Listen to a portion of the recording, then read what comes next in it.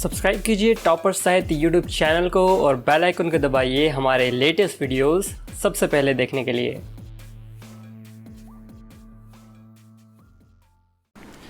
नमस्कार दोस्तों, मैं प्रदीप भारद्वाज टॉपर साहित्य चैनल पर आप सभी का स्वागत करता हूं। आज का हमारा विषय रहेगा प्रपदवाद और नकेनवाद। यहां से क्वेश्चन पक्का पूछा जाता है। यहां पर सामने देखिए आप, प्रपदवाद और नकेनवाद, यहां से क्वेश्चन आपसे पूछे जाएंगे, तो इसके बारे में थोड़ा सा जान लेते हैं। तो नोटबुक और पेन साथ में रखें, कम टाइम में ज़्यादा आपको मिलेगा। देखिए, प्रपदवाद प्रयोगवाद के समांतर एक ऐसा काव्य आंदोलन है। देखिए, कोई आपसे पूछ सकता है नकेनवाद या प्रपदवाद क्या है, तो आप क्या कहेंगे? यह एक काव्य आंदोलन है जिसके कवियों का दावा है कि असली प्रयोगवादी वे ही हैं। यहाँ पर देखिए, ये जो प्रपद प्रयोगवाद के समांतर एक ऐसा काव्य आंदोलन है जिसके कवियों का दावा है, भाई प्रपदवाद और नकेनवाद, ये कवि क्या कहते हैं? असली प्रयोगवादी वही हैं, मीन्स यही कवि, नकेनवाद और प्रपदवाद। क्योंकि प्रयोगवादियों के लिए प्रयोग साधन है, लेकिन इनके लिए प्रयोग साध्य है। यहाँ पर ध्यान से देखिए, प्रयोगवादी जो कवि थे उनके लिए प्रयोग क्या है? साधन। लेकिन जो नकेनवाद या प्रपदवाद को जो फॉलो करते हैं तो उनके लिए क्या है? प्रयोग साध्य। मोस्ट इंपॉर्टेंट क्वेश्चन है, इसे लिख लें, फिर से रिपीट कर रहा हूँ।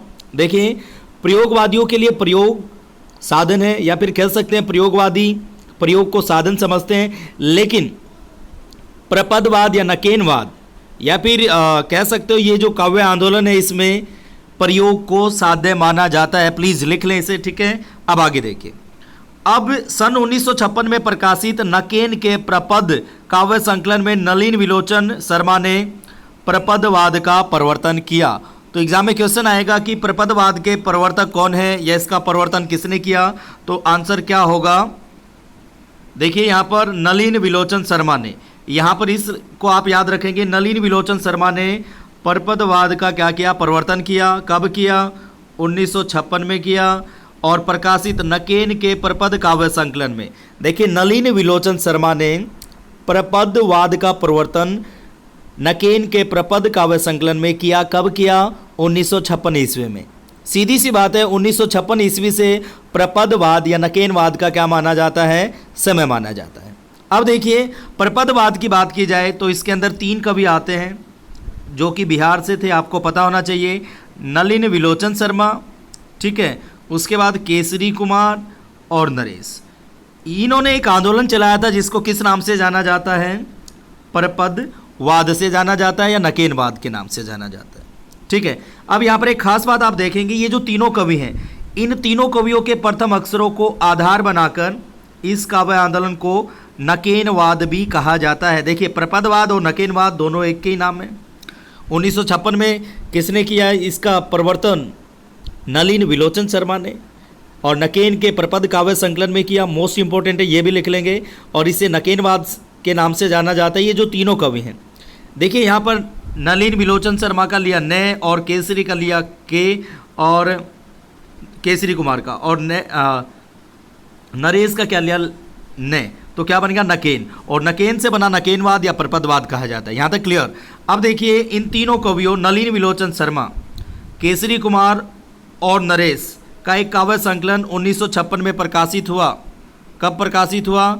देखिए यहाँ पर 1956 में प्रकाशित हुआ, ठीक है। ध्यान से देखिए, जिसका नाम नकेन के प्रपद है, इसकी भूमिका को ही इनका घोषणा पत्र कहा जाता है। ध्यान से देखिए, एक बार खास बात क्या है, देखिए इन्होंने जो काव्य संकलन था इनका जो 1956 में प्रकाशित हुआ, इसे ही इनका घोषणा पत्र कहा जाता है। किनका? जो नकेनवाद के प्रवर्तक हैं, नलिन विलोचन शर्मा, केसरी कुमार और नरेश, इनको क्या कहा जाता है? भाई नकेन के जो प्रपद है इनका घोषणा पत्र कहा जाता है, जो काव्य संकलन है, इसे भी याद रखेंगे। अब आगे देखिए, 1968 में प्रकाशित तीसरा सप्तक में अज्ञ ने प्रपदवादियों की आलोचना की है। ये इंपॉर्टेंट क्वेश्चन है। देखिए भाई, तीसरा सप्तक में या किस सप्तक के कवि ने भाई प्रपदवादियों की आलोचना की है, तो आंसर क्या होगा? अज्ञ, ठीक है। अब चलते हैं थोड़ा सा और आगे। देखिए इधर आगे और देख ले, इधर बच्चन ने क्या किया? बच्चन ने इस आंदोलन को एक प्रकार का रूपवाद या कलावाद माना है। ये भी एक नई चीज आपके लिए, बच्चन ने इसको कलावाद या क्या माना है, रूपवाद माना है। ठीक है, अब उसके बाद आगे चलकर ए कविता में जो निषेधात्मक प्रवृत्तियां कविता की भाषा में गाली गलौज, कविता की बयान के रूप में प्रस्तुति इत्यादि दिखाई देती हैं, उनका सूक्ष्म रूप प्रपदवाद या नकेनवाद में देखा जा सकता है।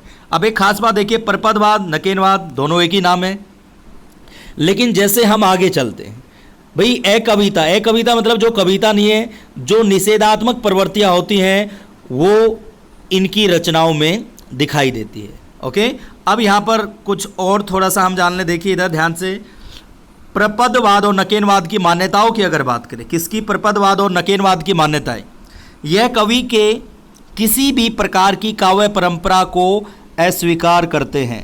भाई कवि क्या है, ये किसी भी प्रकार की काव्य परंपरा को क्या करते हैं, नकारते हैं, क्योंकि इनके अनुसार परंपराओं में उलझा कवि स्वतंत्र प्रयोग नहीं कर सकता। देखिए क्या कहते हैं, कवि को परंपरा मुक्त होना चाहिए, तभी, नहीं तो कवि इनमें उलझा रहता है, अच्छे से रचना नहीं कर पाता है। ठीक है, तो किनका मानना है, नकेनवाद या प्रपदवाद के जो प्रवर्तक है उनका। दूसरा इनकी मान्यता है, इनकी कविताओं में यौन प्रसंगों की अधिकता है। ये इंपॉर्टेंट पॉइंट है, प्लीज लिख ले भाई, इनकी जो कविताएं हैं इनमें यौन प्रसंगों की अधिकता है, क्योंकि ये कविता को सिर्फ अवचेतन और अचेतन के प्रति जवाबदेह मानते हैं। ये मोस्ट इंपॉर्टेंट है, प्लीज इसे लिख लें। आगे देखिए, शब्दों के स्तर पर इनकी कविताओं में अत्यधिक प्रयोग मिलता है। शब्दों के स्तर पर इनकी कविताओं में क्या मिलता है, अत्यधिक प्रयोग मिलता है, क्योंकि परंपरा से चले आ रहे शब्द उन्हें अनुपयुक्त लगते हैं। ओके, क्या लगते हैं, अनुपयुक्त। अब इसको थोड़ा सा और समअप कर देते हैं, थोड़ा रिवाइज करा देते हैं। प्रपदवाद या नकेनवाद एक ही बात है। प्रपदवाद का समय कह लो या फिर आप नकेनवाद का समय कब से माना जाता है, 1956 से। प्रपदवाद का प्रवर्तन या प्रवर्तक कह सकते हैं नलिनी विलोचन शर्मा ने सन 1956 में प्रकाशित नकेन प्रपद संकलन से किया, या काव्य संकलन भी कह सकते हैं। प्रपदवाद का नाम नकेनवाद भी कहा जाता है, क्योंकि इनमें बिहार के 3 कवि, देखिए यहाँ पर एक क्वेश्चन को थोड़ा माइंड में रखें, प्रपदवाद या नकेनवाद के जो प्रवर्तक थे तीनों कहाँ से संबंधित थे, बिहार से, इसे भी याद रखेंगे।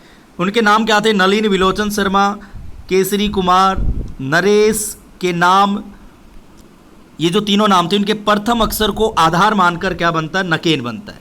ठीक है, या आप इनका पहला अक्षर लेंगे तो क्या बनता है, नकेन। प्रपदवाद और प्रयोगवाद में मूल अंतर कोई पूछ ले तो क्या है, प्रपदवाद प्रयोग को साध्य मानता है, जबकि प्रयोगवाद प्रयोग को साधन मानता है। देखिए फिर से देखिए, प्रपदवाद प्रयोग को साध्य मानता है, ये इंपॉर्टेंट पॉइंट है, अभी रिपीट करा था, रिवीजन करा रहा हूँ। प्रपदवाद प्रयोगवाद को क्या मानता है, साध्य, जबकि प्रयोगवाद प्रयोग को क्या मानता है, साधन, इसे लिख लें। और दूसरा यहाँ पर देखिए, आचार्य नंद दुलारे वाजपेयी ने प्रपदवाद के संबंध में लिखा है। देखिए ये कोटेशन आजकल पूछी जा रही है। आचार्य नंद दुलारे वाजपेयी ने प्रपदवाद के संबंध में लिखा है क्या, नकेनवाद जिसे उसके हिमायतियों ने प्रपदवाद भी कहा है, वास्तव में प्रयोगशीलता का एक अतिवाद था।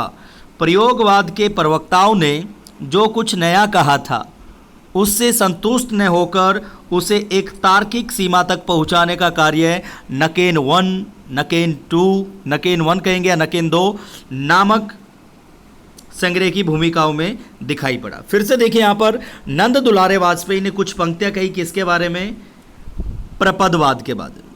ठीक है, यहाँ पर देखिए ये प्रवह, इसे प्रपद कर लेंगे, कुछ वर्तनी अशुद्धि है। क्या लिखा, नकेनवाद जिसे उसके हिमायतियों के प्रपदवाद भी कहा है। नकेनवाद जिसे उसके हिमायतियों मतलब जो उसके फेवर में थे, उन्होंने क्या कहा, प्रपदवाद भी कहा है, जो वास्तव में प्रयोगशीलता का एक अतिवाद है। कहने का मतलब क्या है, एग्जामिनर क्या पूछेगा, भाई बताइए किसने प्रपदवाद को प्रयोगशीलता का अतिवाद कहा है। मोस्ट इंपॉर्टेंट लाइन निकल गई, इसे लिख लें। दूसरा, प्रयोगवाद के प्रवक्ताओं ने जो कुछ नया कहा उससे संतुष्ट न होकर उसे एक तार्किक सीमा तक पहुंचाने का कार्य नकेन 1, नकेन 2 नामक संग्रह की भूमिकाओं में दिखाई पड़ा था।